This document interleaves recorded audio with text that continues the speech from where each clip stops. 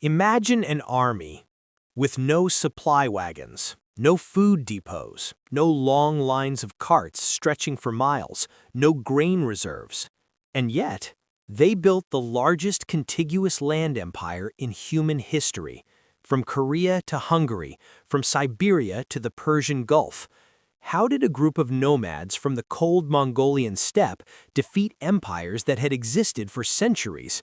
This is not just a story of conquest, this is the story of the most efficient war machine the world had ever seen. In the 13th century, under Genghis Khan, the Mongols created an empire larger than Rome at its peak. But here's the shocking truth: they did it without traditional logistics. While Rome required massive grain shipments from Egypt, while Persia depended on supply caravans, while Chinese dynasties moved thousands of carts, the Mongols moved like the wind. Because their army didn't carry logistics, it was the logistics. The Mongols weren't farmers trained into soldiers. They were born in the saddle. By age 3, a Mongol child could ride. By adolescence, he could fire arrows with deadly accuracy while galloping at full speed. Every Mongol warrior had 3 to 7 horses, not just 3 to 5. This meant no exhausted mounts, no slowing down, no stationary armies. European knights might cover 30 to 40 kilometers a day. Mongols? 100 to 150 kilometers. For weeks, sometimes months. Their mobility was so shocking that entire cities believed they were fighting supernatural forces. Here's what made them unstoppable. A Mongol warrior didn't need daily bread rations. He survived on fermented mare's milk, arag, dried meat, hard cheese, so tough it had to be soaked before eating. Occasionally, horse blood, drawn without killing the animal. Their diet was lightweight, portable, long-lasting. No flour mills, no ovens, no bakeries. And here's something often overlooked: each warrior managed his own survival. There was no separation between combat troops and support units. Every man was self-sufficient. Now here's where strategy meets brutality. The Mongols perfected a terrifying principle: war feeds war. Before attacking a city, they sent a message: surrender, pay tribute, live, resist, and face annihilation.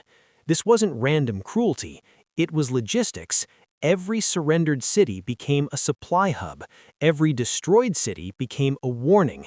One massacre could save 10 future battles. Psychological warfare reduced the need for prolonged sieges, which were their weakness. Before invading, Mongol scouts and spies traveled months ahead. They mapped rivers, grasslands, food sources, political divisions, enemy weaknesses. They often knew more about a region than its own rulers. Unlike many medieval armies, the Mongols rarely marched blindly. They calculated everything. Genghis Khan organized his army in a clean decimal structure. 10 men equals Arban, 100 equals Zun, 1,000 equals Mingan, 10,000 equals Tumen. Each unit was self-contained, and discipline? Brutal. If one soldier fled, the entire unit could be executed. Spoils were shared equally. No corruption, no favoritism, no starving foot soldiers while officers feasted. This unity made the army function like a living organism. Look at a map. Notice something? They prioritized grasslands, open plains, livestock-rich regions, trade centers. They avoided dense jungles, deep forests, high mountain warfare, long naval campaigns.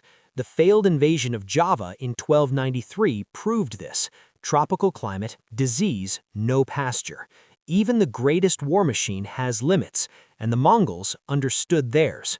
That's why they lasted. Campaigns began in spring. Why? Fresh grass, healthy horses, plentiful milk. Winter campaigns were rare and calculated. When Otogai Khan died in 1441, Mongol forces withdrew from Europe. Yes, politics mattered, but so did the approaching European winter. They never ignored nature. The Mongol system had cracks. Long sieges drained them. Scorched earth tactics hurt them. Extreme climates weakened their horses. Distance from the steppe reduced effectiveness. They weren't invincible. They were intelligent. They chose battles wisely. The Mongols didn't conquer because they lacked logistics. They conquered because they redefined logistics.